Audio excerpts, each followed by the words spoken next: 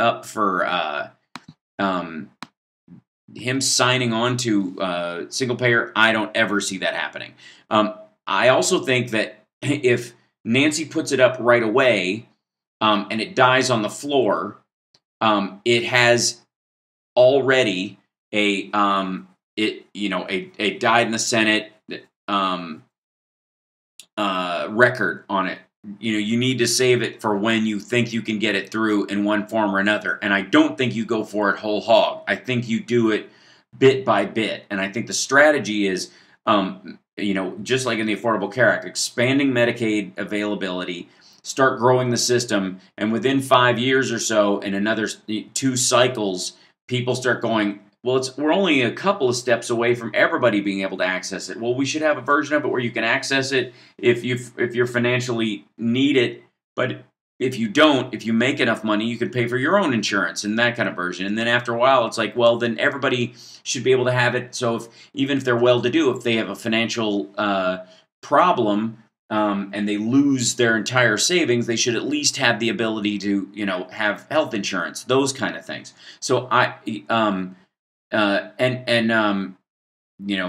Robin in our chat room was saying, single payer bit by bit, and that's exactly what I'm talking about. If you have state by state, I'm a big fan of individual states having single payer available within the context of each state as an alternative to private insurance that you could buy into. So instead of one single federal system of single payer, California could have their own, Washington State could have their own, Illinois could have their own, and whoever's is best, you would have a choice to move to them instead of if it was one federal system and it didn't work for some people, or there were too many cracks in it, or it was able to be undermined by people from red states who disagree with the concept of having it in the first place, who would constantly try to wreck a federal system in the same way that they've tried to undermine Social Security this entire time.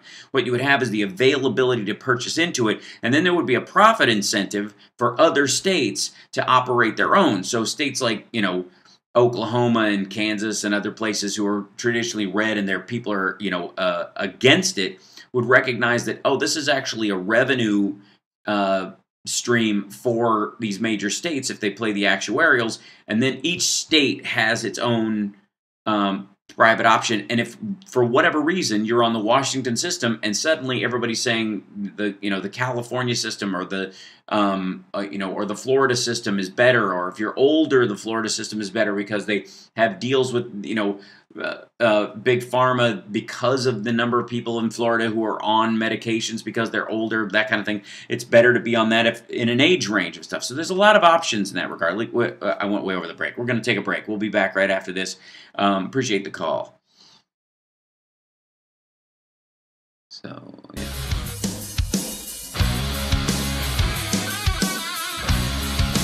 Single payer at the state level would probably have to start with California. Probably isn't broad enough to support that system. No state says. Yeah, it's pretty close to true, Carl. I mean, obviously Massachusetts has one.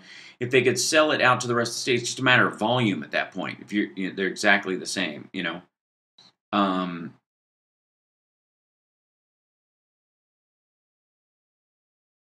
It is a very strange morning. It's 2:30 in the morning for me, and I still got an hour and a half left of the show to do, and I can do it. We're going to be on for an extra.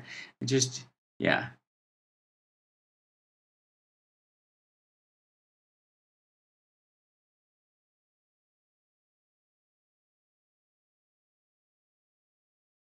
I was unable to 2 years insurance, now I have Medicaid. There you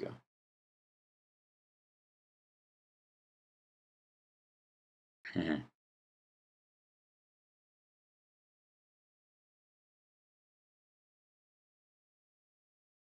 It is a challenge. It's not the problem. It's the challenge, Hal Vickery, of broadcasting from halfway across the world.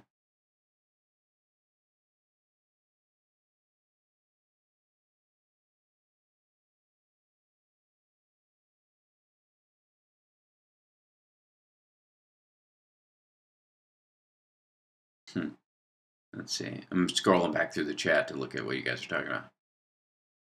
Yeah, single payer, bit by bit, state by state, and then it's locked in. And that way, again, one of the problems with Social Security is and has been this constant idea that they're going to bleed it to death Basically, they're going to choke off the head of the snake was the idea for a long time. Just take all the money out of it, and then say it's not solvent. You can't do it, even though they're borrowing money to do all kinds of other stuff with it.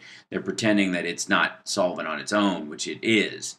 The issue then, goes to the same thing could happen with single payer or whatever. They just steal money from it and then pretend it can't hold up its own weight, and then undermine it and start going after people who need it the most, and kicking them off, or raising the tax point on that, so you hate the taxes on that while lowering taxes on other stuff. You might want to point out the downside of selling outside of state lines with the regulations. Well, I agree with that. Well, it depends on markets with with insurance companies, but as far as states, it actually would be quite helpful. Even under the ACA, I couldn't afford the premiums. And still, I'm not able to work there if I couldn't pay for anything. Then you can probably get Medicaid then. You wouldn't use the ACA if you don't have any money. Unless you won the lottery or something and you're sitting on money, and that's different. Going to dinner, be back later. Have a great rest of the show. Thank you, Julie. Take care. Have fun. Enjoy Jordan. ACA was amended to death by Repubs.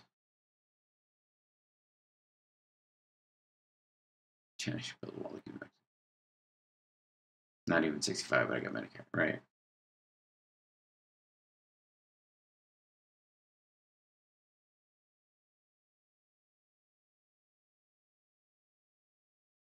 Let me know.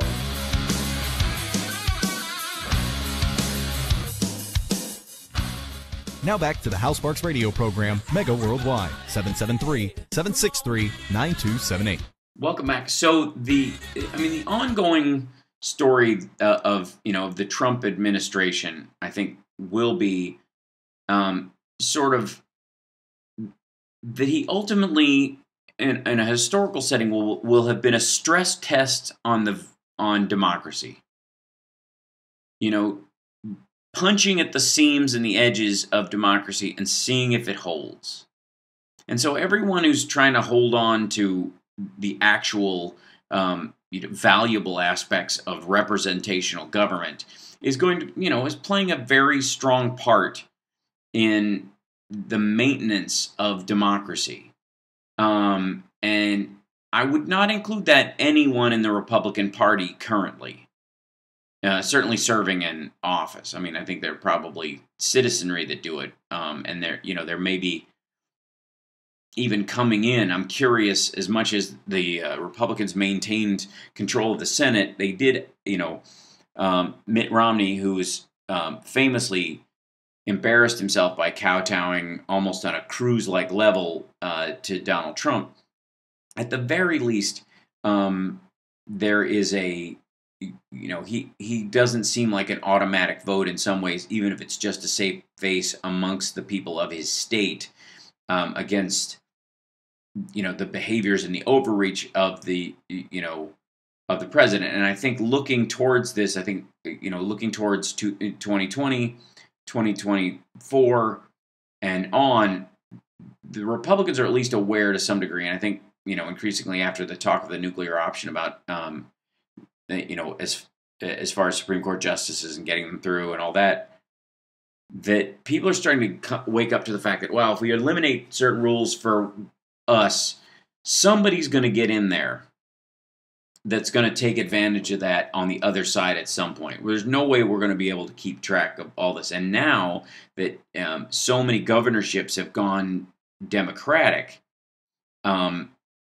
especially places like Kansas, where literally Chris Kobach was one of the primary architects of voter disenfranchisement and voter suppression in the United States. The fact that the Democrat in that state will get to oversee the election cycle and make sure that it is fair, I think the first thing the Democrats do when they get in office, when they sign off, is the reintroduction of the Voting Rights Act. Pass the Voting Rights Act right away with, mild modifications. Make it even broader. Don't make it about, 12 states. All states who are, participating in federal elections must meet federal standards and will not disenfranchise their voters. And any state that has a history of it will get special scrutiny from the Justice Department and will have to pass certain tests and kind of reintroduce it that way. That I think is the first thing that they do.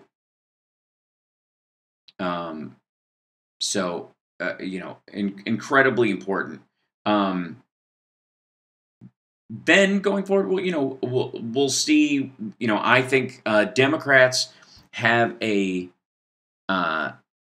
impetus both to, while on the one hand they are certainly going to have to please some supporters and the give a nod and a salute to the the Ocasio-Cortezes of the world, and make sure that they're not disenfranchising any of those. They're going to have to at some point make moves that they can legislate with a democratic moving sort of from a chess game standpoint, moving all your pawns forward instead of trying to go for checkmate before the game's even started. That the Democrats need to exercise some strength and some patience in this process, so they don't scare off any of these fluctuating voters. Let Trump do that. And the whole thing is, again, and we talked about this, when they first came in, is that anytime Trump signs something, that came through the House at all, Democrats need to take a victory lap, even if they hate it, because it will drive them nuts. See how tie it to infrastructure in each state. I absolutely think that. I think one of the areas you want to talk about things that you could probably get Trump to sign that the House could put through, infrastructure bank. I've been talking about that for years. I think it's a sound way to go. It provides a system of funding and investment in a much needed growth structure in the United States. So there.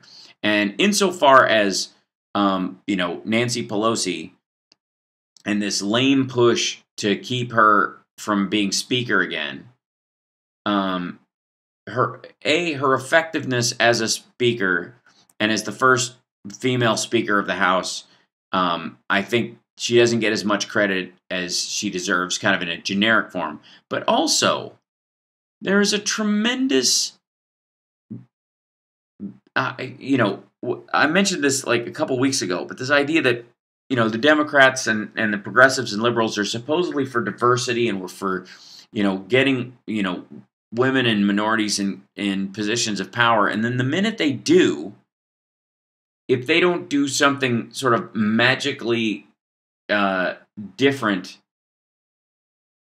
and not just because, and by the way, even if it means going against what they genuinely think will help,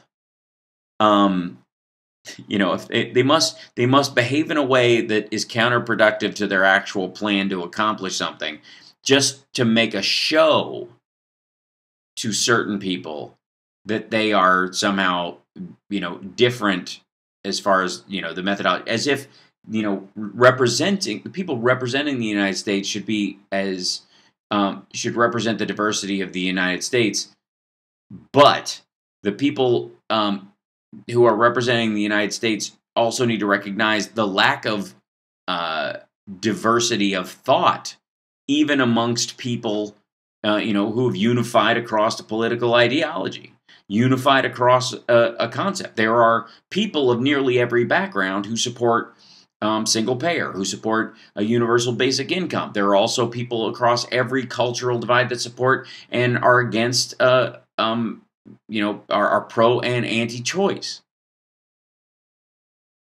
So do they represent the, do the representatives represent the ideas of the vast majority of the people they represent, or do they represent, cliques within those groups? And again, diversity is the root of our strength, not the fruit of our strength as a country. And so all these ideas and differences of lifestyle and experience are meant to join together so that we benefit through the sort of the tug and pull of the differences of both culture, ethnicity, gender, and experience, so that we benefit everyone through the most valuable aspects of each culture, kind of being able to be absorbed into the great American experiment. That's what democracy is all about. It's not so that each group can individually come up and pluck the fruit from the tree of liberty and then go hide in their own hovel, which is what the white nationalists argue for all the time. So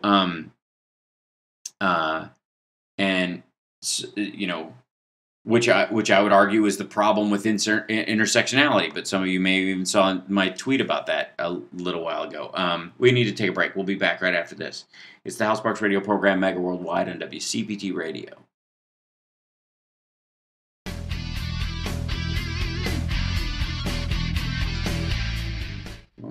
Granted, Walker more power than Doyle. No, they want to take him forever. Yeah. Check out Rashid Tlaib's Justice for All Civil Rights Act on our campaign page. It's a better and more intersectional version of the LGBT Equality Act. I want this to please.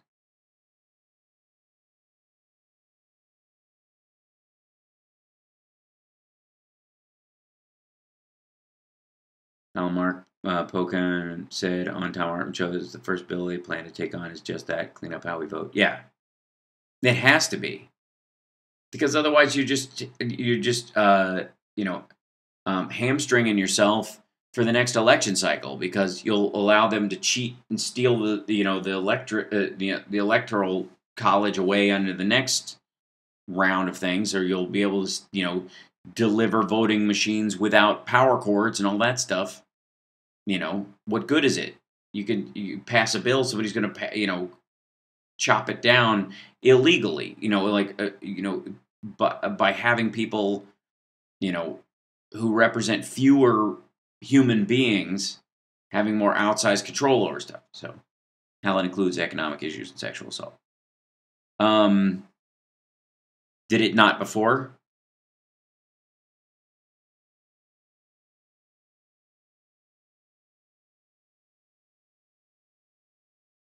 Steny Hoyer is another one who needs to be primaried. No. I disagree.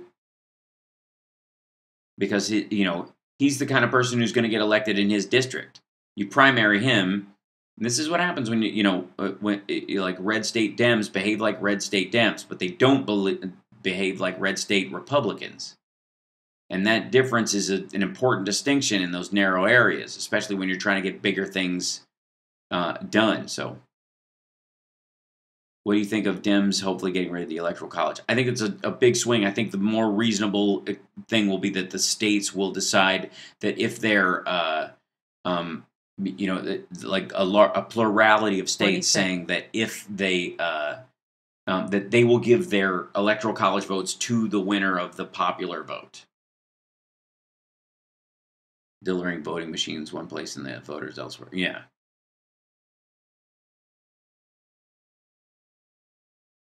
Personally, I think the eradication of the Electoral College is Now back to the House Sparks Radio program, Mega Worldwide, 773-763-9278. Welcome back. We were having a discussion in the chat room, of course, about what the Dems' first plan in office will be and whether it will include getting rid of the Electoral College. That is an enormous, as Carl in our chat would say, it's a heavy lift. Believing for a second that would actually be something they could do without control of both the House and a plurality of governorships and the Senate and the presidency is absurd. What they can do with the increasing number of governorships, and it is very important that Democrats increase the number of governors they have across the country, is that a plurality of states agree that they will give their Electoral College votes to the winner of the popular vote if it does not work out that way through the normal math. So we never again have a situation like we've had 3 times in the last 30 years where the winner of the popular vote lost to the winner of the electoral college, and that land masses have more of a vote impact than human beings do in a country that is, about the equality of each individual. But what they can do is reintroduce a version of the Voting Rights Act or some such, and certainly protections within, that aspect of it. So that's super important. Insofar as, the idea of, single payer and how to pay for it and all that kind of stuff, I really think that Dems have to take the Senate and the presidency, and have all three again, sort of the ACA's perfect storm at a much higher margin, by the way, which I don't see happening anytime in the next 3 cycles. I do believe it is very possible that the Democrats could take the Senate in the next cycle, maintain the House, and possibly get the presidency at the same time, depending on who is running.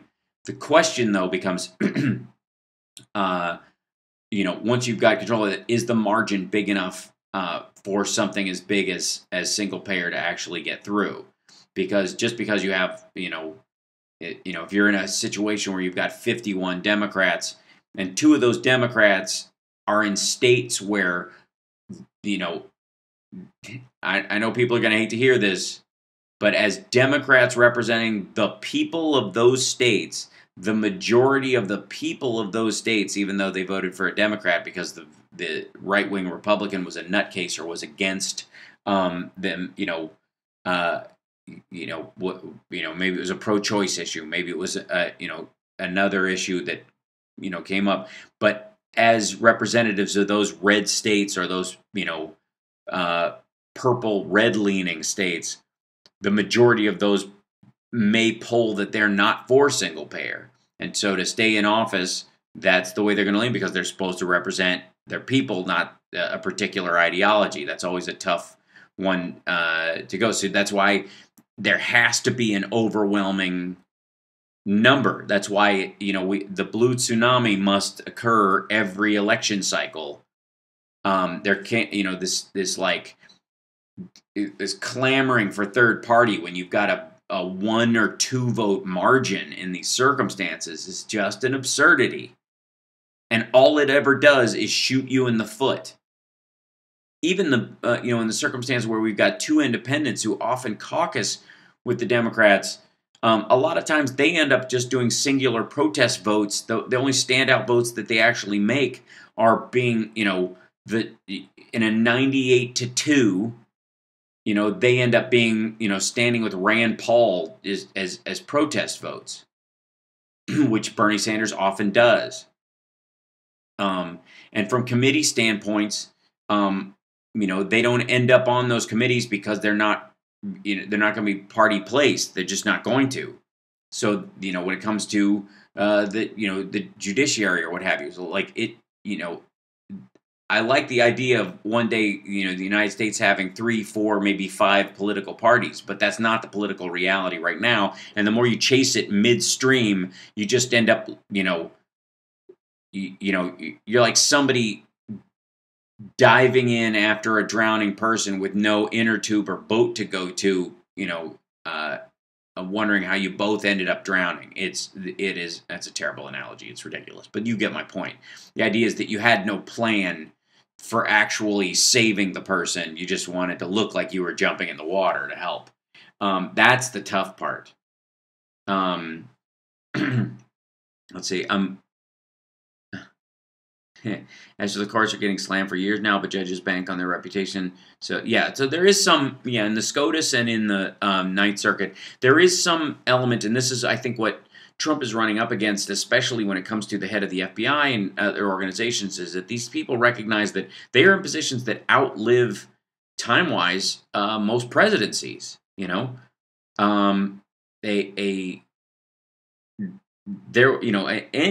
FBI head who's put in, you know, even at the beginning of a term, is going to serve through at least one president and into possibly into a second or a third in those 10 years.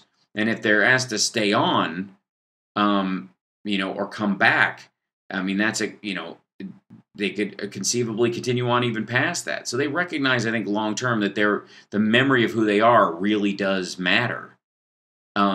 And so they don't necessarily, once they get in there, even Rex Tillerson was bucking stuff that Trump wanted him to do, and that guy won the best buddy award from Putin. He's like the greatest guy. He helped us put the oil in. So we'll give him an award and let him come over here, and he can sleep in the pee-pee bed. He's a good guy.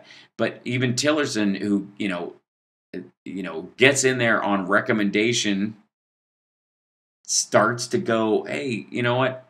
If I really screw this up, there's going to be an asterisk next to my name for the rest of my life and my family's name.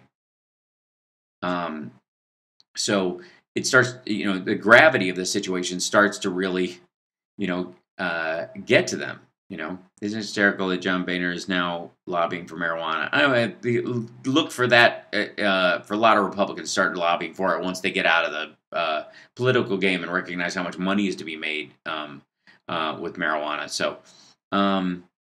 So it makes sense to advocate politically left positions. Otherwise, Bernie could not have garnered so much support in the primary, coming from being almost an unknown. Yeah, I mean, I think within the Democratic Party, I think it always makes sense to do that. But yeah, I don't think he was so much a complete unknown, though. I think Sotomayor is hanging out with Gorsuch and Kavanaugh to move them away from Trumpism. I think it's entirely possible. And again, you're talking about people, persuading people to go, hey, your legacy is on the line. You want to be the stooge that everybody thinks you are, or do you want to rule on the Constitution? That is, and that's a tenable position. That is a situation where you can actually, move them.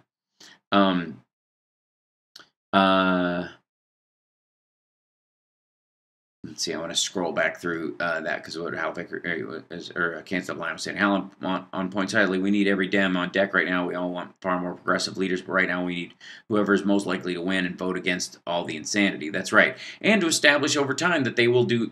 Once they get. It's so funny. I mean, this is we've talked about this before. That people in blue states who go, well, it's a blue state already, so I don't really need to vote. Not recognizing, frankly, that if they were to, vote even in that blue state, they would raise the volume of votes around that. So when you talk about stuff like single payer, when you talk about stuff like gay rights, when you talk about stuff like, Title IX, women's protection from sexual assault, and those kind of things, if you kind of blow it off because your state's going to go that way anyways, and your senator and your congressperson are going to go blue anyway, so why bother even showing up? What you do is you just soften the number by which they go. And right now, Dems are about maybe 100,000 votes away from the record that they set in 1974, which is the biggest single wave of voter margins, like 8.7, and we're at like 8.68 right now. That number matters, and that number scares the Republicans and makes them recognize, there's a lot of voters out there who will vote against what I'm saying and vote for people who believe in those things, and if those guys decide for whatever reason, for jobs or taxes, that if they move to a red state, that vote is coming with them. They believe this stuff. I wish Dems would pound home the point that socialism is reflected in local police and fire departments or roads, equal protection for all, despite our monetary and skin colors. Yeah, I mean, you can argue certainly that police and fire departments and communal circumstances are socialism, or that they're just basically the result of a democratized system, and that capitalism itself is just the monetary system that runs in parallel to our governmental system. Our problem is when we try to align too quickly our social system of operating and our monetary system of operating. I think that's the problem everybody's been trying to tie it to, is that Marxism must come with communism, capitalism must come with sort of laissez-faire, winner-take-all and it's clearly not that way. As a matter of fact, it always requires a mix of the two. So that when it comes to the Soviet Union, for as long as it did manage to stand, only did so with the supporting structure of a black market to let off steam and allow people to buy stuff that they weren't allowed to buy, the underground of stuff, and that happens in other countries as well. Let's just say, and in the United States, we have a capitalist structure, but it requires a social structure and a communal structure of Medicare, Medicaid, Social Security, those kind of things to make up for the gaps in it. And it will always be a mix. It's just a matter of the balance. Social Security and Medicare or socialism. I think it's interesting because they are socialistic programs. I don't know that I would call them socialism in the purest sense of the word, especially the way the word has moved over time. So we got to take a break. We'll be back right after this. It's the House Sparks Radio program, Mega Worldwide. We're splitting hairs, I know, but happy Thanksgiving.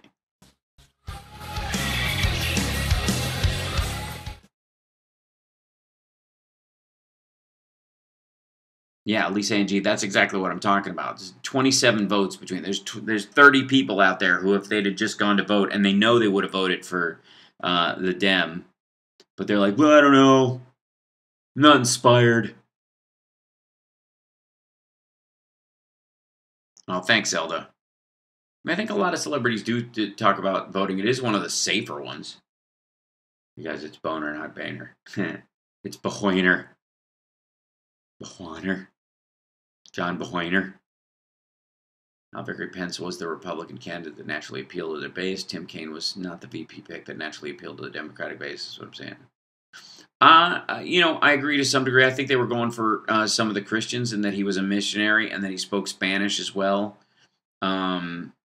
I think there was some talk for a while of Bill Richards, and then he kind of shot himself in the foot a little bit. I think, it was like he was the next follower. I think he was too passive and seen by a lot of people as a guy with no leadership ability. And instead of looking at it as a point of view of like, we need two strong candidates where you feel great about both of them the way you did with Obama and Biden, there was nobody looked at, wow, if something happened to Obama, I would feel completely comfortable with Biden running things. He's definitely a man with a vision. He cared about stuff. He had a very distinct point of view, but he could work as a team player. Meanwhile, Tim Kaine was almost put there to make sure that there was nobody, that he didn't look like he was there to out-leader Hillary. That, He just looked like a passive, soft human being. It didn't give anybody a sense of reassurance that if Hillary, especially with all the stuff about, the allegations of her being sick and all that kind of stuff, which they played very heavily, did not help her votes at all. That the guy that, if she did have an attack and died in office because of her age or some illness that they predicated, they alleged she had, that Tim Kaine would be a guy you'd want to step in. You bet your nads that when Boehner was, you guys going to refer to yourself as Boner. Yeah, of course. If Social Security was a way to go to the coffee shop without little old ladies asking for money or eating cat food in twilight. Yeah. We saved democracy in this election by taking back state houses and governorships because the Koch brothers were one state away from calling a convention of states to rewrite the Constitution. They wouldn't have been able to do it, though. They would have tried, but they wouldn't have been able to do it. Because the problem is these guys run aground every single time. Hold on. Right. You're out.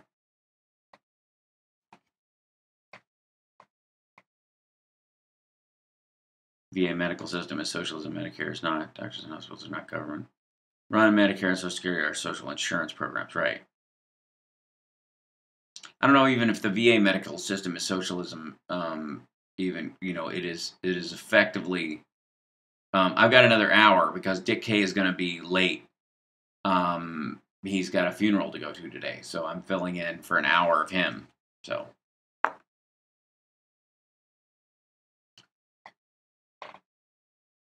who's the closest to Bernie in terms of political thought?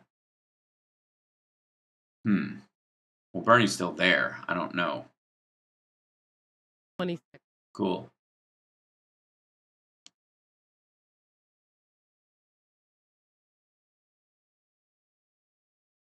Thanks, Carl. I'm trying, man.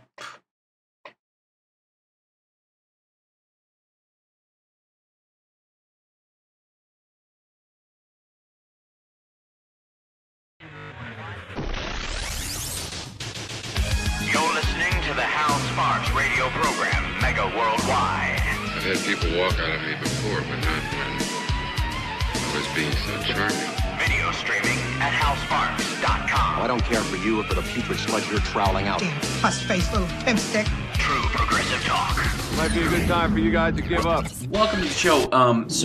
This is Hal Sparks, and I'm live in China right now, and I'm filling in for an hour of Dick K's show because he's at a funeral. He'll be back with you after this first hour. Who knows? He may roll in 3/4 of the way, but he's going to be making it to the show today. I'm just adding an extra hour to my show and keep you guys entertained on this holiday weekend. Our love and respect goes out to Dick and his family and friends who are.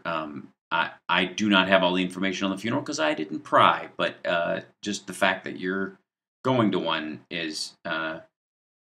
Some of you may know that I'm on the funeral team for my Masonic Lodge, and so I help coordinate some of the Masonic funerals that we have and all that kind of stuff. And it's even when it's someone you don't know and you're just simply there to support the family and you know, in the passing, you know, friend of a friend, essentially. It's always a heavy experience. So big love to Dick K and when he comes back in here. Anyway, so we were talking a little bit about you know, the upcoming cycle and you know, people are starting to look ahead to 2020 and all that kind of stuff. And you know, we've talked about this a little bit on my other YouTube videos a little bit, but you know, one of my favorite phrases and ideas over the last, I guess, maybe 3 years, it's really, I don't know when I first heard the phrase, but it really locked in with me, which was the idea of being impatient with your long-term goals and patient with your short-term goals. The idea being is that if you really want to build a house, every board must be laid perfectly and patiently. That you build it piece by piece, every brick, every wire, every fixture must be patiently installed so that the house stays up. Because you don't want a house to just go up temporarily and fall apart, right? And oh, thank you in our chat room here too. Dick K mentioned that his longtime producer had passed away from breast cancer, and so that's who he was going to. So thank you for that, you are too.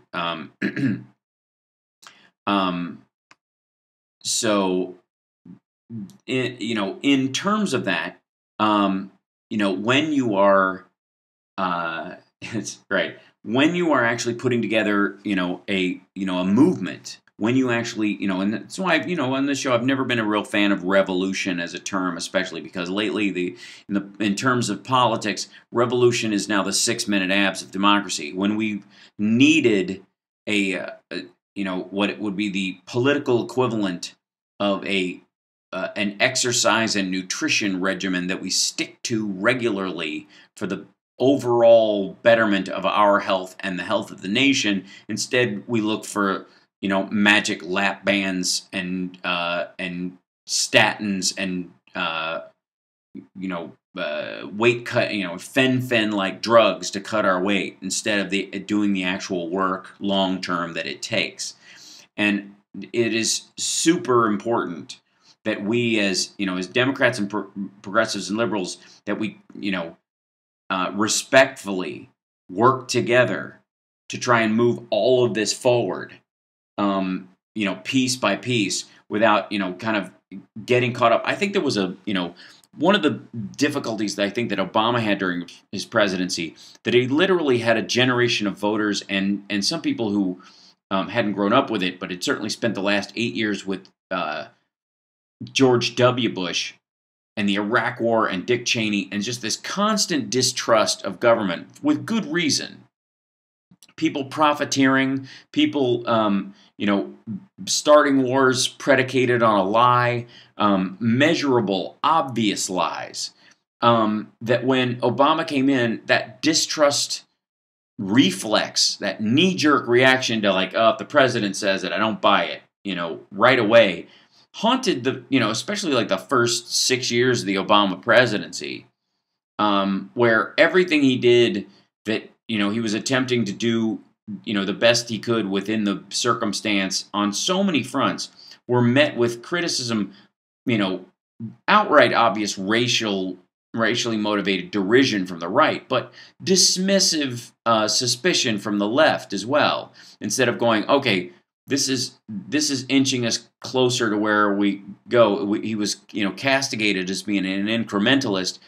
And anybody who knows anything about lasting change knows that it is incremental. That all revolutions are usually burned down by another revolution in short order, unless a system is put into place for managed incremental growth. And even when it came to the United States, we fought a revolution, but we had a civil war, in short order, essentially because we hadn't managed, the secondary. Now, sometimes you just can't. Sometimes there's an emergency. Sometimes there's a change that needs to occur immediately. But quite frankly, a lot of people kind of count on that or act as if that is the case because they figure, A, it will happen, like an app. It'll happen relatively quickly. And secondly, someone else will do it. And then all they'll have to do is march, And again, this is why we push everybody. You vote every 2 years and every special election. And if you're in a situation where you marched at the Women's March and you marched, for immigrants' rights, and you marched against, the children being separated from their parents and put in cages, and you marched, for all these different things, and then you didn't go vote, the marching is meaningless. It has no material impact. And if anything, a marcher who doesn't vote is fodder for the other side, is effectively showing this is just a bunch of noise. People will, will push for, change in the street and then not show up at the voting booth.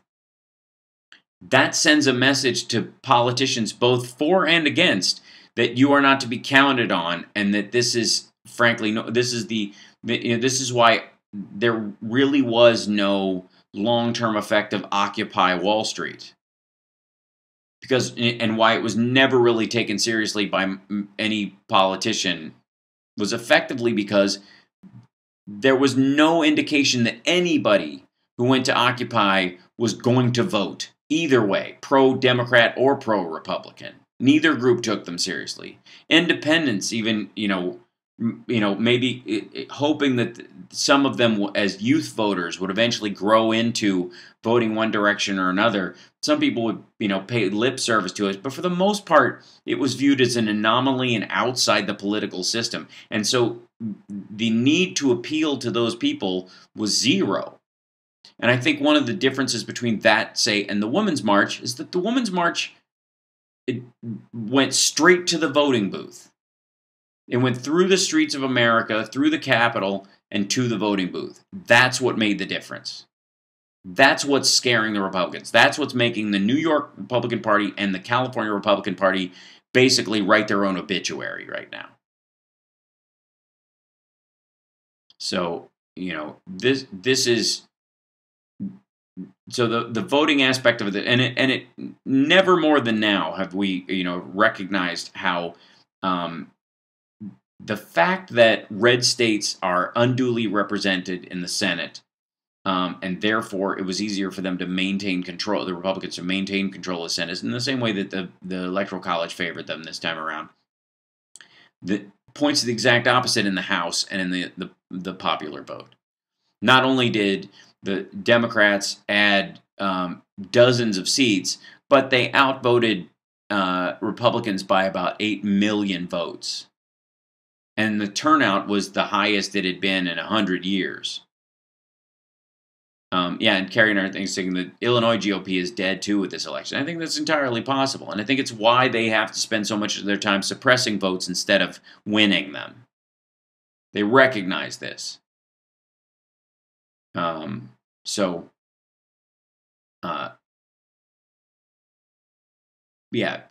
in our chat room saying, turns out most of the close votes in California went to Dems, luckily enough. Yeah, absolutely, and it turned it turned Orange County blue in one election cycle.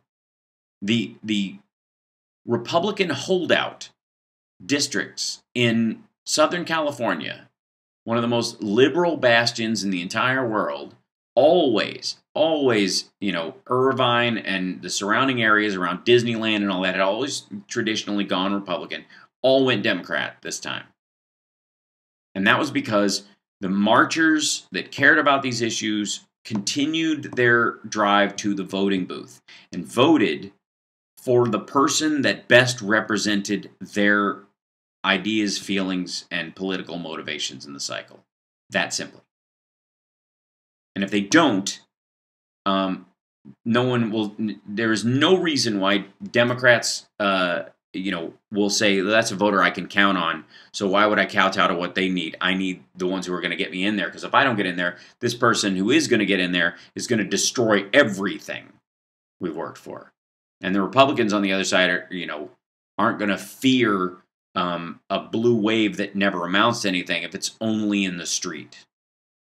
So that's, this is an ongoing concern, and this will, hopefully, this last election cycle was a tipping point towards a new awakening about what each election cycle means, and that Democratic voters will continue to be motivated, and to guarantee that no one like Donald Trump ever gets in the presidency again, this lasts through 2020, and that the recognition that the Senate being in the hands of people who are using it to personally enrich themselves over not just the financial interests of their own constituents, but the lives of their own constituents. That will be we got to take a break. We'll be back right after this. It's the House Sparks radio program, Mega Worldwide on WCPT Radio, Chicago's Progressive Talk. We're just filling in for Dick Kay for an hour today. He'll be at the top of the next hour.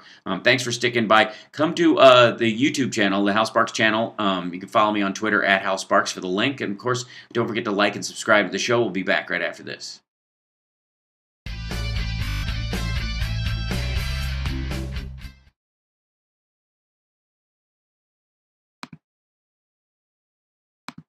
There we go. Got an extra hour. I'm holding it together. I'm tired. It's 3:17 in the morning here. And I've got to work tomorrow. We're shooting tomorrow at 11:30. So I'll get about 5 hours of sleep after the show is done.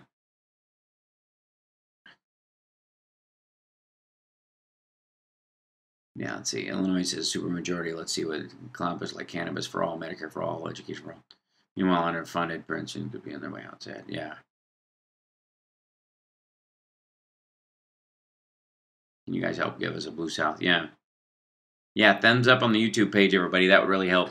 Give Morris Helm over the collapse of democracies. Yes. That'll bring us more people.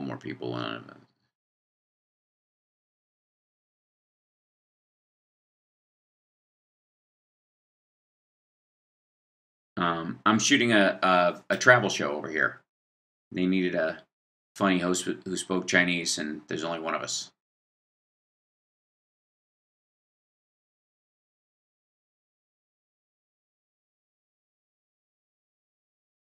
You see these people arriving at stores at 4 a.m. to wait in line for a TV. Can't help but wonder how many of them didn't stand in line to vote. No, a lot of them did, though, this time. It took 2 Chicago judges to flip them blue. Yep.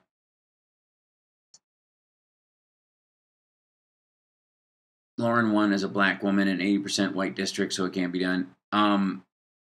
Yeah, most often that's a lot easier to do than you think.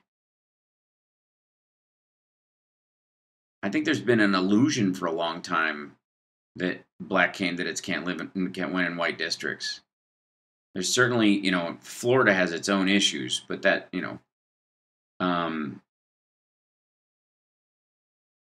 What channel? I think we're on Amazon Prime, and we'll be on Sky and Phoenix.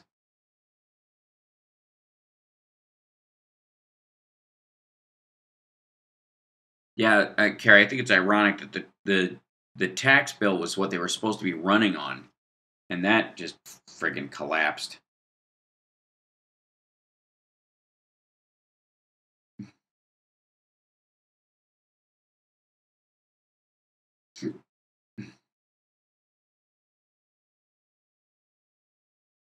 Try and find the pages of stuff. Like every time I go to pull up a web page that I want to read, I'm so concerned that like I'll kick off the internet on one of my other sources. Oh, excuse me.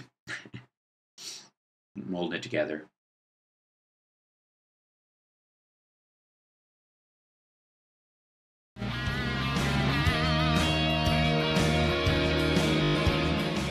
I'm Dick Kay from Back on the Beat, and here is the Mega Worldwide Radio Program with Hal Sparks. That's right. Filling in for Dick Kay temporarily, just for this hour. He'll be in the next hour. He's gone to a funeral of his former producer who passed away from breast cancer. So our love goes out to Dick and everybody who works on his show and the people at CPT who knew her. So I spent Thanksgiving on a personal note. Spent Thanksgiving in China, this week, and I was hiking up Mount Ome, not to be confused with Melmahe and the Man with Two Brains. But Mount Ome has a giant gold Buddha on it that is just so immense. It's hard to grasp. It's so the show's called Explore China. You guys will get to see it when it comes out. I'll let you guys know. It'll probably be March or April when it launches or whatever. And I always post pictures on my Instagram and other sites, kind of teasing what's coming up. But as we're walking up the hill, there's a 16-hour difference. It's 3:21 a.m. right now as I do the show. And on Sunday morning, by the way, 16 hours ahead of you guys, and plus, 17, 18, whatever. Anyways, so walking up the hill, this mountain, it's a long trek, and then it's ice cold, and it's, misty, and it's just, you can't help but recall, because of the, how classic the geography is and the trees and and all that as you're walking up, to think of your favorite Crouching Tiger, Hidden Dragon scenes or whatever, because you walk above this cloud cover after hiking for over an hour. You pass the clouds, and then you're above the clouds up the mountain on these peaks, looking at this Buddha that looks like it is cleaned every single day, but simply it is so high up there is just no dust. It is it's overwhelming. Anyway, so, and then as you go up, there are these short-tailed macaques, these monkeys that are they're pretty sound size-wise. These are decent size monkeys, and they're baboon-like. They've got very baboon-like faces. They're very furry because it gets very cold, and they get food and snacks from the tourists as you go up the hill. There's little snack places and stuff, and basically you bring cookies, and you can buy a cane or a bamboo stick. So if they get too close, you can bang it on the ground, and scare them off, because they'll mess you up. These are strong apes. All monkeys are strong, but these guys, they have baboon-like teeth. They've got, they're amazing animals. But they, I was smart. I brought cookies to make fun and make friends with the apes and not worry too much. And in doing so, I had I got to interact with a couple of them fairly closely. I got to get, right up there with them, and They were super friendly, and they looked a little, annoyed at me, but that's how, I guess, apes look or whatever, and they'll snatch them away and whatnot. All of them were pretty cool. A couple of them moved a little quickly, and I had to get away from them. But one of the things they sell is that different kinds of foods because they like them. It was the first time I'd seen it in China, but they were selling steamed yams. Just, you know how hard it is to cook a yam by itself. Like, it's the longest process in cooking history. Like, you just put a yam, I think it's, put it on some tin foil, put a little brown sugar on it, put it in the oven, turn it up to 350 degrees, and leave town for a year. Because that's how long it takes. It's ridiculous to make a yam. But they managed to cook, dozens of them in these big pots and stuff, and they're great. And so I went over, and they sell them by the, it's like, I want to say like 10块钱一斤. So like a little over a pound for 15 kwai, with 15 yuan, Chinese yuan, which is nothing. And so I'm walking along, and I had this cookies and I had a yam to feed to the monkeys. And because they sell them by the pound and not by the single one, I had another one. So I ate that one. And that was my Thanksgiving dinner. That was my Thanksgiving dinner, was that I broke my fast. And I, early on that day. And then I ate this this yam, and it was so delicious just walking up the hill. Eating this yam in the mist and all this other stuff, and then having the monkey steal my cookies. But that was my Thanksgiving dinner, was just having a yam walking up Mount Ome and seeing this, being able to light incense and bow in respect to this giant Buddha that's up there. It was just beautiful. So that was pretty extraordinary. But there's a couple of stories that have come up along the way that have just been, once the show comes out, I'll get to talk a little more openly about that, because I don't want to give away what's in the show and be respectful of them, whatever. But the idea of just kind of walking up that hill, surrounded by nature and these vistas that we were looking at. We took a lot of pictures, and we filmed them with these cinematic cameras. So on the show, they'll look terrific. But when you shoot it with your phone, or you shoot it with any camera you can hold in your hand, it's just so enormous. You cannot wrap your head around how beautiful it is. So I highly recommend it. I know a lot of people who have on their bucket list going to see the Terracotta Warriors in Xi'an, and it is certainly a great time, and it's worth it if you want to go do it. But going to Mount Ome in Chongqing is extraordinary. Now, Chongqing itself, like I said, is sort of the Toledo of China, in that it is, or maybe it's closer to, let's call it the Denver of China, or the Salt Lake City of China, because that's about where it is position-wise if you overlaid China on the United States. And Chongqing was the temporary capital of China during World War II, when the Japanese had invaded. And so to imagine what China has been through in terms of their fighting with the Japanese, you have to recognize that imagine if the United States during World War II had been attacked on the East Coast by Germany, and Washington, D.C. had been overrun, and the United States had to move its capital to Denver temporarily for a few years. It's hard to wrap your head around, people, what that would entail as a country, and that wasn't that long ago for China. So the fact that they're making the strides that they're making is pretty incredible.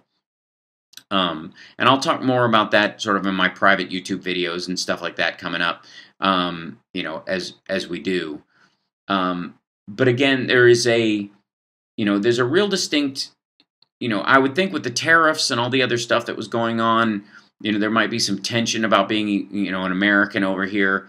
But for the most part, the people have been really amazing.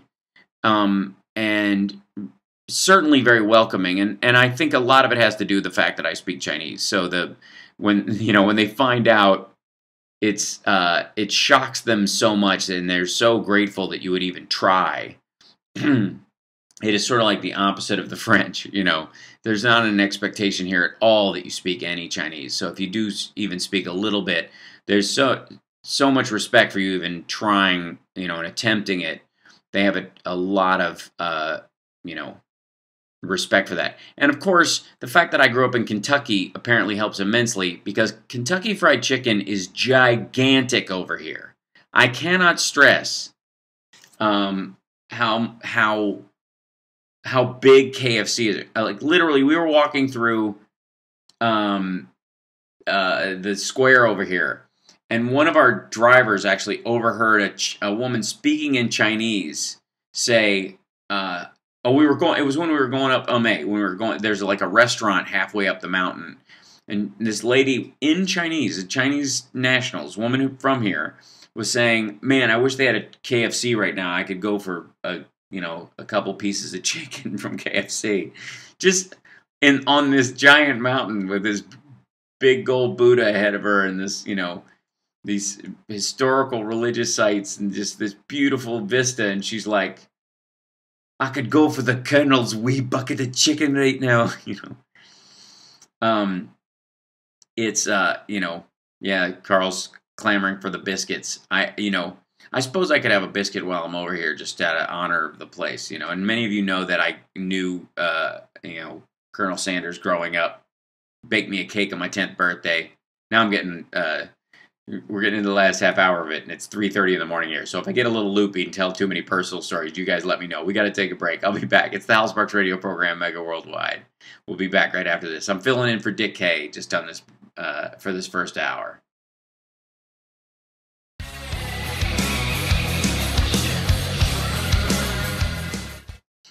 Hold on one second, guys. I gotta put a battery on this iPad. It's gonna die. Hold on. Battery got some power in it. Yeah, got a little bit. That'll do.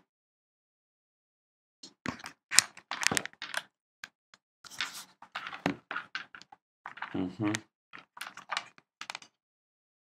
gonna make sure there's enough battery power for the rest of the show. There we go. Yeah, it's charging, so at least be something in there. Okay, hold on. I am tired. Thanks, Carrie. Thanks for noticing. That's very sweet. Hell's right side snapping. No, I was just, Mark, I don't know if you remember in So I Married an Axe Murderer, when Mike Myers' dad character, who's Scottish, believes that Colonel Sanders is part of the Pentavlet. And he goes, "That's what Colonel Sanders puts a chemical in his chicken that makes you crave it fortnightly, smartass." Ooh, buy my chicken. I'll have 2 soccer tickets and a 6-piece bucket. Bet when the show is over, Al, you get. Oh, thank you. I will, Carrie. Thank you. And Cole will get your devices right. And I think it should be enough power to run the app for the next half hour. I hope. Fingers crossed. Sir cooked about with Kentucky Fried Chicken. I met a young girl from South Africa while slapping who speaks the language. Started to tell the story. Yeah. I told her that I wanted them. She was my tour guide for the rest of the trip. She went in their school for master's not for like, it's cool.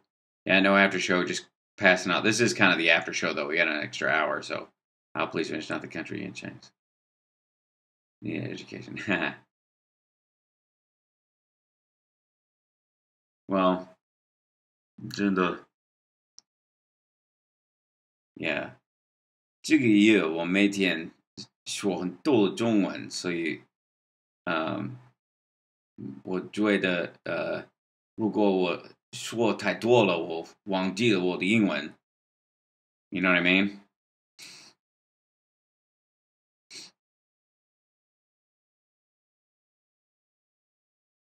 It's time for me to snap. Yeah, this would be the wrong thing. You ever ran into a Kenny Rogers Roasters? I have seen those, yes. Correction, this extra hour is the after show being broadcast by CPT. It was pretty close, yeah. 15 seconds.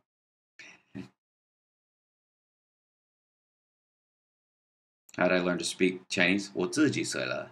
I studied on my own.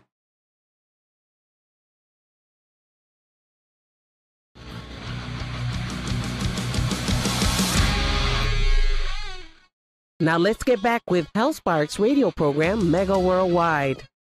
Welcome back to the show. So I'm filling in for Dick K for this hour. He's at a funeral. He'll be back with you in the next hour. Should be coming in soon. And, you know, I want you to consider over the holiday, I think a lot of people felt like after the election cycle, you know, and everybody did their part. People went out and voted. The Get Out the Vote movement was very strong. Everybody was focused. I also think people came out of this one without a sense of, and maybe, you know, the fact that the Senate wasn't taken will be part of the motivating factor going into 2020 and the recognition that this is way important because the Senate is going to approve some judges that are going to do some nasty stuff over the next couple of years. And if any of the other Supreme Court judges are, you know, get shuffled out, they're going to be replaced with, you know, Kavanaugh on steroids. You can just kind of count on it. And so it's super important that, you know, I think the fact that people are aware of that, at least now, and that the map is better for Democrats going into the next Senate race than it was even this time, and that the House also has some seats up that were there. It is very possible will go Democratic as well next round. It's quite probable that this election cycle motivated people in a way that both they felt. I think a lot of people felt, and I think people in the chat room might agree, that you felt good about, you accomplished something. You did it. You know, the marching led to something. People got out there. They voted. They did this thing. And yet, there's still so much to do, and it's not going to slack off in the next round. And I think that in and of itself is probably the most unique thing about this particular win in terms of, you know, the political wins of things. And I think it's, you know, so incredibly important that everybody remembers this going in, because there will be no end to Trump's attempts to subvert everything we take for granted in our democracy. And make no mistake, we do. Most Americans take for granted the benefits that they get both from the, you know, the federal and state protections that you have, the rules that we live by, you know. And, you know, being over here in China, I have to say, I wish I could bring over a large group of Republicans to China and walk them around and then take them back home and watch them clamor for us to strengthen the EPA, the FDA, the CDC, the NIH, and all relevant environmental bodies. Because we take that so much for granted in the United States. And I'll give you an example. So right now, in my regular health regime, as some of you may know, for my Project 50, I'm working out very regularly. I'm eating on a very strict eating schedule. I'm doing what's called OMAD. It's a form of intermittent fasting, which is, I guess, the most extreme form. It's one meal a day, right? So I eat once a day. And I have to say, overall, by the way, it's been awesome. It's been great. I don't get hungry in the middle of the day. I have an enormous dinner, but I don't eat breakfast. I don't eat lunch. I don't consume any calories. Outside of that, I have plain tea, plain coffee, and water. That's it. And then I have one enormous meal. If you guys are interested in the one meal a day thing, there's tons of stuff on YouTube to look it up. I don't recommend starting that way. I've been doing intermittent fasting for a couple of years. There's the small lecture. But I recommend it. I like it. But, be safe and talk to your doctor. I guess I legally have to say that. But the point is, I'm doing that. I'm eating one meal a day or whatever. And when I do that, to do that, you need a fairly low carbohydrate, fairly high fat, high protein diet to do that. And it's, it needs to be balanced, but effectively, it's got to lean in that direction. Well, in a country where noodles and rice make up a large portion of what meals are, that's difficult to do in one meal. It's tough for me to do that. So I realized after I'd been here about a week that to make sure that I had enough calories for my system, I would probably have to supplement with some sort of a protein shake. And so I went about looking for a store that sold protein powder. And in the States, you could go to any GNC or anything like that. And I found only one store that sold kind of generic, almost unremarkable mixture of like whey and soy protein powder in a jar, and it just looked so kind of poorly constructed and generic. And yeah, so in looking at that, I was like, I don't know, because I don't know if I trust it so much, because they've had a lot of problems with both. It was sort of in the baby section, and they had a big baby food and baby powder scandal over here with people faking baby formula. And it was a huge scandal, but a lot of children got sick from it. It went on for a long time. It still goes on today. One of the things people smuggle across the border from Hong Kong is baby powder. The two biggest things smuggled into China currently are baby powder and chocolate. But so I managed through one of our producers on the show who's Chinese, who lives here. They order everything off of Taobao. They order, they just do it on their phones, and then a guy on a little motorbike shows up and just, I need a new shirt, and the shirt shows up. It's crazy. It's pretty cool. It's impressive. But we looked through, all the available weight gain powders that they might have or whatever, and really the only ones that look like anything close to what we would get in the United States is sold over here by a company called Muscle Tech, which I think is Amway. I think it's an Amway product, quite frankly, but it is an American-made product, so I was fairly certain it would be close to what I was, what I needed.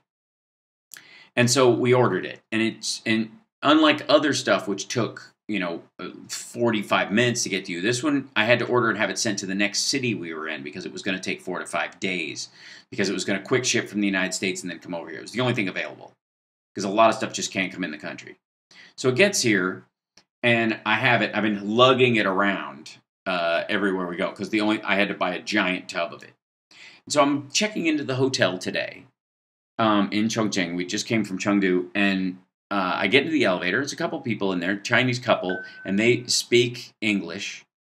And they're just, talking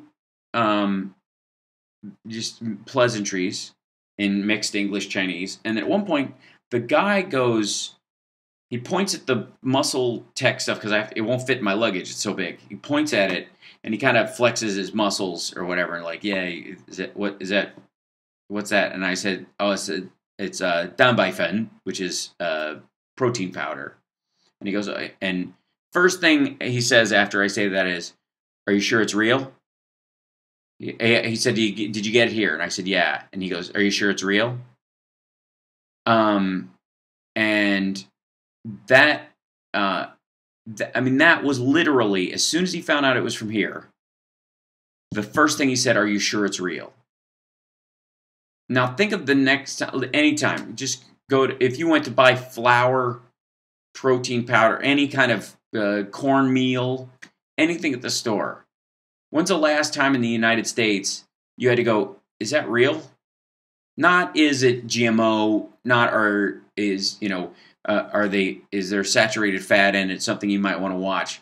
Is it actually what you're buying? And they deal with that all the time over here, because they don't have a system in place to manage that with such a big country. There's 1.3 billion people here. And like I've said before, big countries need big governments, because the management process alone is enormous. And in a country like the United States, one of the reasons why we need a bigger government than, say, a small country is because we have a lot more freedoms. And the management of the intricacies of those require a big legal system and a big government. In China, they need a big government just because there's so many people wanting to take advantage of, cracks in the seams, just to make a buck, that they will put God knows what, talcum powder and stuff and vanilla flavoring in a thing and sell it as baby powder. And so it is a huge, it's a huge issue over here. But think about the last time you went just about anything you purchased going, is that actually what it is? That is something we take for granted in the United States. We take the FDA and the EPA and all these things for granted. And I think if you took a bunch of people over, these red staters who think we need a small government, a government so small you could drown it in a bathtub, and you flew them over here and showed them the areas where if you don't have a government that will manage this, people will take advantage and start poisoning people just because they can get away with it, and they'll be out of town before you know it, and you'll never catch them. Mix that also with this idea that in terms of the lack of freedoms you actually have too, and the looking around. They would also go, I think, if you walked around the streets here for any length of time and you saw a lot of single dudes kind of off by themselves, walking around, you'd go, their potential for armed incels like we are experiencing in the United States to some degree, and jealous boyfriends who shoot people and that kind of stuff, their potential for that is a order of magnitude greater than ours, simply by volume of humans. I often believe that people should travel more anyways. Julie in our chat room can attest to this more than most. But seeing these different cultures and seeing them operate really also makes you appreciate your own and recognize the amount of things that you take for granted. And I don't think there is a single red state Republican who, if they came over here for more than a day, would go back to the United States and go, we got to get rid of the FDA. Not a single one. And if anything, China's known for, taking inspiration or ideas out of whole cloth from other countries and implementing it. And I think the next big round for them is an FDA and restaurant grading system. That's going to have to be it, because the standard by which they live is. I'm just saying, count your blessings. Count your blessings that at Thanksgiving dinner this year, that at least the things you were looking at were really the things you meant to purchase. And then you can start paying attention to what you're actually putting into your body, because you chose badly, as opposed to, I chose good, but I was lied to, which is something again, we take for granted. We got to take a break. It's my last little break before the end of the hour. I want to thank everybody in the chat room for sticking through with us on this extended HSRPM for the Thanksgiving weekend, and again, I'm thankful to everybody in the chat for all you guys have just being with me regularly and being here and making all the struggles to get on air and do all this stuff so worth it just to talk to you guys. And of course, to our listeners and to the lovely Lady B, you're awesome. But we'll be back right after this. We got one more segment.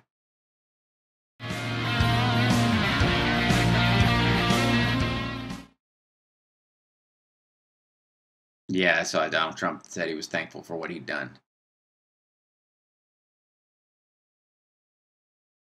I could talk for hours and hours saying that Duggars are. I've got, I said, the Duggars are partly a response to the all that talk about 6 years ago about America becoming a majority minority country, and that Hispanics will outbreed whites, at a clip higher, like all that talk about this stuff, panicked a big group of those white Christians, and they started deciding they were going to have 12 babies, and everybody talking about it, in the same context where they were going like, there's not going to be any redheads anymore. Like what kind of awfulness? What kind of awful person do you have to be to say that an entire group who are racially classified will cease to exist with glee in your voice? Especially like redheaded Scots or something. Like they gotta go? Like that was so weird. And by the way, Mark, the idea that Americans not having kids at some sort of, yeah, no, Zelda, I'm against it, is my point. Kids 0 to 9 are more people of color than white now. More white people are dying than being born now in America. Right. And there's no particular reason for that. It's not like the population is going down.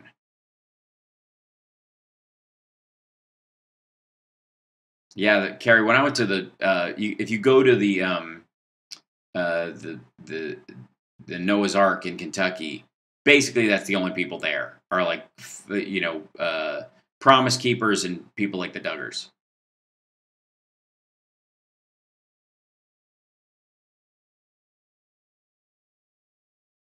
Go to Scotland if you want to see your heads. Well, I'm Scottish and I don't have to go anywhere if I want to see them.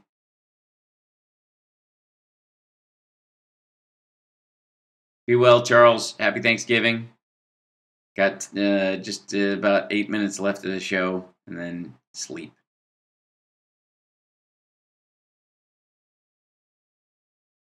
When the Nazis chant, "You will not replace us," they weren't saying you; they were saying Jews.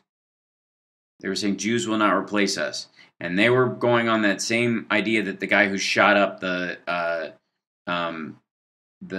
Pittsburgh synagogue was saying. It's the idea that they believe in a conspiracy where Jews are replacing working class Gentile whites with a permanent subclass of minorities. 20 seconds. Okay, thank you.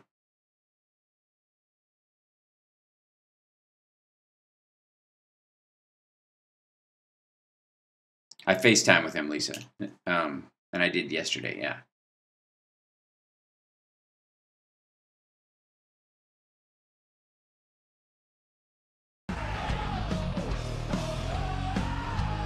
Yeah, really, that's what they said, Brad. Welcome back to the Hal Sparks radio program, Mega Worldwide. It's now time for the happy ending. So as we get into, I guess, the Fox News cycle about the war on Christmas, which we'll all have to deal with over the next couple of months or whatever, I hope that you guys are sort of teaming up because of these wins. And, we're, as I forget who said it earlier, but like 40 days away from Democratic control of the Congress. There will be, I don't doubt there'll be a bunch of news in the next cycle. I don't doubt that Trump will try to get Matt Whitaker to fire Mueller. I think there's a very strong chance that if he does, the Senate will act to preserve the special counsel, especially since they did not confirm Matt Whitaker yet in this process. That being said, I'm sure there will be plenty to, of like wrenching of garments and gnashing of teeth over the next couple weeks. But I will say that everybody deserves a bit of an emotional break, if not a psychological one. If you psychologically want to be tuned into the news, great, but do it slightly more dispassionately, maybe for your own mental health over the next little bit, knowing full well that when the House rolls in, there'll be plenty of stuff to get your blood boiling. I have no doubt. But at least as we get through the holiday season, use this as a time, to bond more. I think, that's the real way to win. And, is to is do that kind of emotional maintenance. Psychologically, you can get kind of driven and follow along play into that, but do not give your emotions over to it for the next couple of months. Just to give yourself that right, at least till after the new year. And I know it's difficult, because sometimes you just get on your, into the news cycle and you're like, oh my God, this is horrifying. But sometimes when you can control your emotional response to it, you may psychologically have a better idea of how to deal with it. And I think that's the key. Is there is nothing wrong with having an emotional response to something unless it limits your physical, mental, or psychological, or philosophical way of dealing with the problem. If it boxes you in where you cannot act or speak or communicate or protect or serve anyone because you're so much of a wreck, then this isn't your realm yet, and it might behoove you to sort of stay out of that zone of things. And a lot of people are both seeking significance within the confines of the political arena, and in some cases replacing their deeper spiritual and religious needs with religious, spiritual, and superstitious actions around their political beliefs. And so it's really important to kind of, it's that act of, maybe it's just because I came down off the mountain staring at this giant Buddha, but the idea of mindfulness in the sake of this, for the sake of the betterment of everyone around you, and in the face of this, is, your life isn't what happens to you, it's how you react to it. That's what your life is. Your life is your reaction to things, not the things that occur themselves. And so it's really important, especially as, there are people who are literally, their entire job, their entire focus is not to get you to actually manipulate you in any way, to behave in a certain way, but to keep you from being effective by overwhelming you, and so I think it's super important,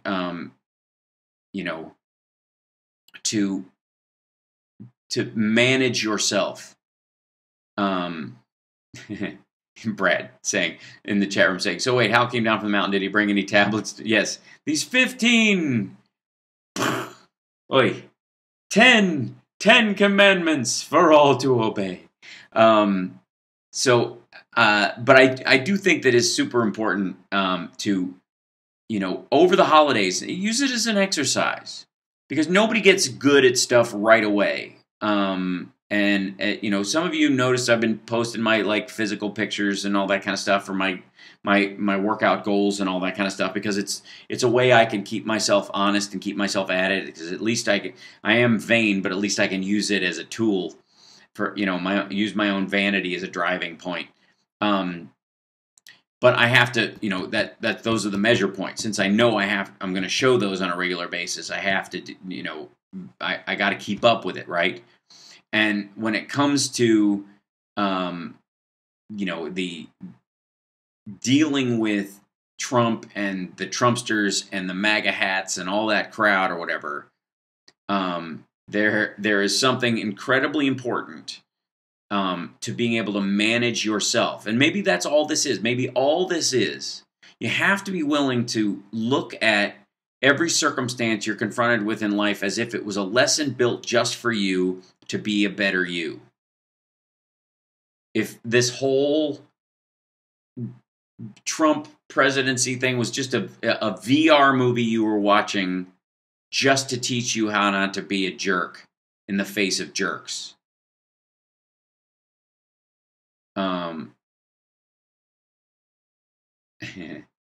So, and by the way, I'm glad some of you are behind the workout pictures. I'm quite proud. And it's getting better. I'm making progress more and more. But I really encourage you guys to do that. I can't tell you how important it is. The problem, brother, how clear you're using it for personal accountability as well as maybe motivation for a few others. This is true. So I'm trying to, if I at 50 can get myself together and look like I look these days, anybody can do it, really. But that's not the point. The point is, that's the power of incrementalism. While you may be, in a rush to get stuff done and make changes, you want those changes to last. And so you have to set up a system that you can keep doing that's not just a temporary thing to get you to some sort of new plateau that may or may not exist. And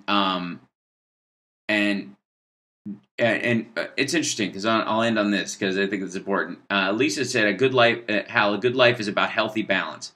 I would argue that it is about managed imbalance because that's what walking is. Walking is managed imbalance. Your body is not balanced. You are putting yourself off balance step after step after step after step constantly.